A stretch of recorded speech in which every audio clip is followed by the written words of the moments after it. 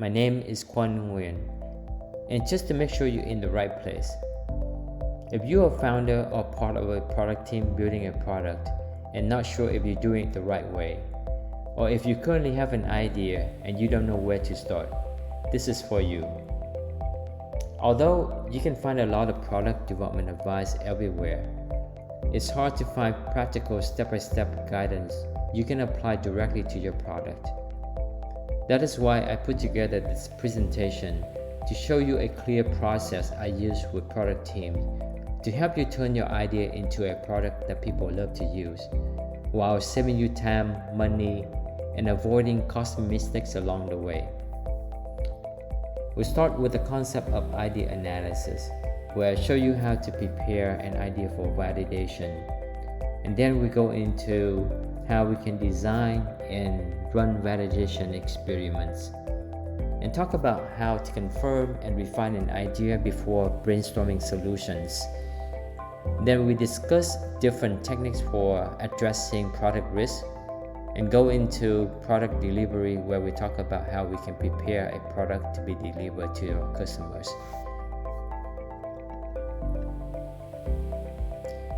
Whenever a new idea is born, it's typically because of a personal problem that we have or a problem somebody we know is experiencing.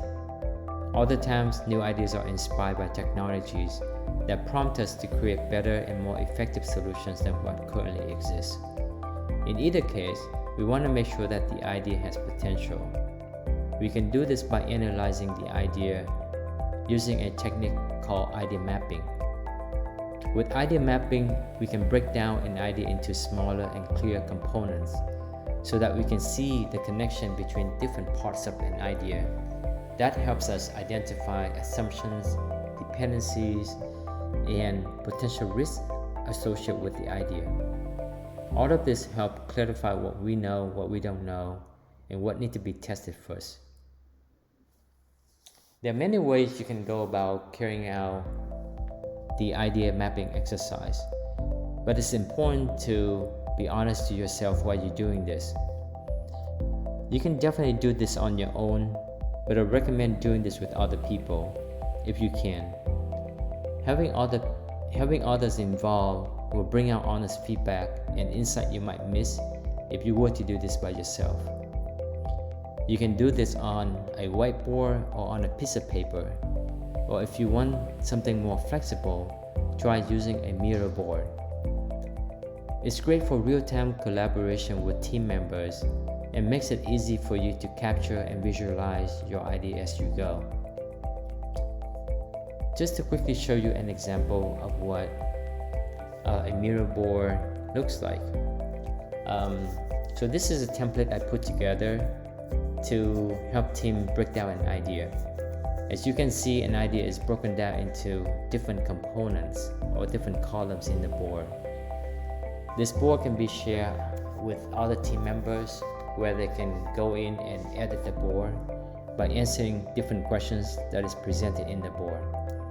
You can also comment on different parts of the board, just like how you would be doing this in a collaboration design tool like Figma.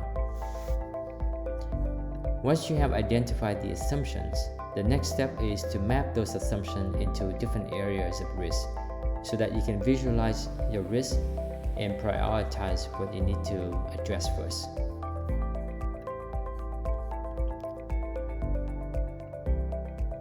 Now that you identified the assumptions and the risks, the next step is to design and conduct validation experiments, starting with the assumption with the highest risk. These are critical to your idea but unproven. Some of the most common experiments you can run are user surveys and user interviews.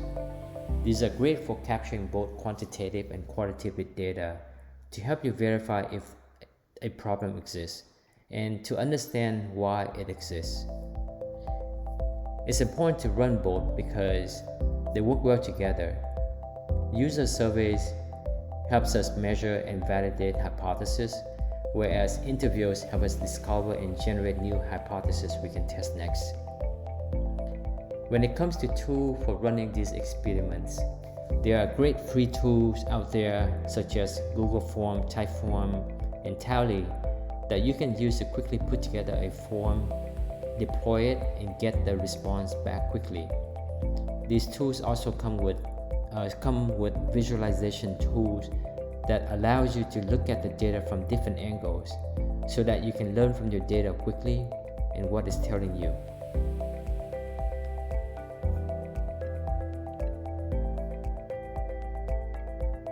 Now that you gathered your data, the next step is to learn from the data, confirm the problem before you move on to solution brainstorming. If the results are not giving you enough confidence, it's important to continue testing and dig deeper until things become clear. A good technique for learning from your data is something called synthesizing.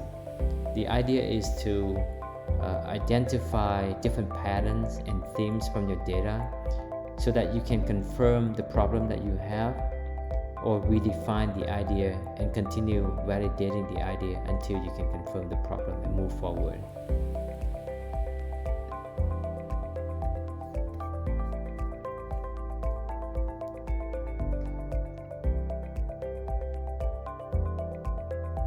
Now that you have a clear picture of the problem you're solving and who you're solving it for, the next step is to start brainstorming solutions. A lot of founders jump straight to a solution the moment they have an idea. Although I don't recommend it, it's totally okay as long as you take the time to validate the problem and the audience. That way, you know exactly what problem your solution is solving and who it's for. The goal of this step is to brainstorm different solutions to test quickly. It's also the right time to start shaping the product strategy and MVP using the data we learn from our users and the market. A great tool that you can use for brainstorming solution is design thinking. There's a lot of information about design thinking online, but basically it's a human-centered problem-solving approach that helps us come up with creative and practical solutions to real problems.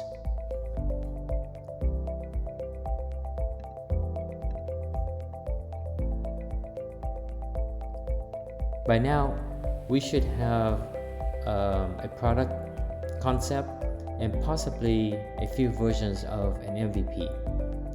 The next step is to start building the MVP. However, depending on what we mean by an MVP, building it might mean different things. For a lot of people, an MVP refers to a minimal viable product, but I prefer the term minimal viable prototype. And the difference is, a minimal viable product is a minimum version of a product that you build and release to the user to use and improve based on user feedback. Whereas a minimal viable prototype is something that you build and test frequently and often with real users so that you can address as many risks as possible when it's inexpensive to do so. The whole thing about product discovery is to help us identify potential risks associated with the product before we release it. And depending on what risk you're trying to address, you might need to come up with different experiments to address the risk. For example, if we want to address the value risk associated with the product, and by the way, a value risk talks about how the user is going to find value in the product, whether they find enough value that will prompt them to buy the product or to use it or to switch from another product to this product. In this case, if you want to address this risk, you can run something we call a concierge test. Basically, we act as a concierge on behalf of the customer and help them solve the problem manually. That way we can see how they're solving the problem and the pains that they go through, so that we can create better solutions to solve the problem for them. On the other hand, if we want to test the if we want to address the usability risks associated with the product, we need to build prototypes that we can use to test with real users. And just to give you an example of what the process of building a prototype looks like.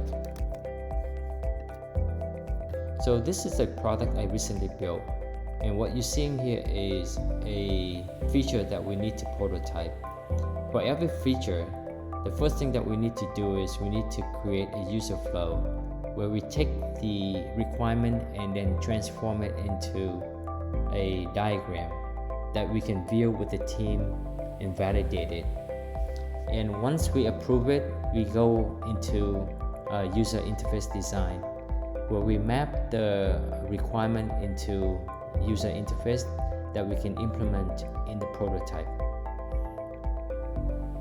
And depending on how complex the product is or the app is, we have different options in terms of tools that we can use to build the prototype. So if it's a complex product, we can use an IDE to code the prototype. But if it's a simple product, we can quickly use a no-code or low-code tool to drag and drop and build the prototype. And once we build the prototype into the app, we can use the app and go test it with real user. So we would have something that looks like this. It functions just like a real product, but it's a prototype. And a lot of time, depending on the fidelity of the prototype, user might not tell the difference between a prototype or a real app.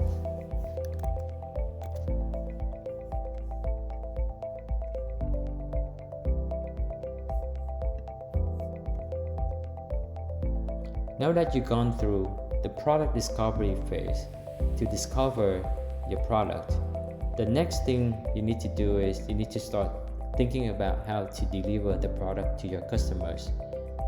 This is when you start thinking about branding and product design.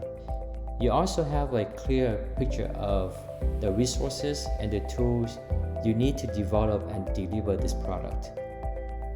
It's also a good time to start working on your sales strategy and business development. Having a working prototype, you can now start meeting with prospective customers and start the onboarding process. You're also in a stronger position to start fundraising. And the best part is you know exactly what you're building, knowing that once it's ready, you have customers waiting to use it. So there you have it. It's your turn to go take action. I know I couldn't cover every single detail in this short demo, but if there's one takeaway I want you to have, is that the more time you spend on validating your idea and prototyping early, the better your chances of building a successful product. So if you need any help or have any questions about how to apply this to your product, I'd love to chat. Just fill out the form below and let's connect. Thanks for watching.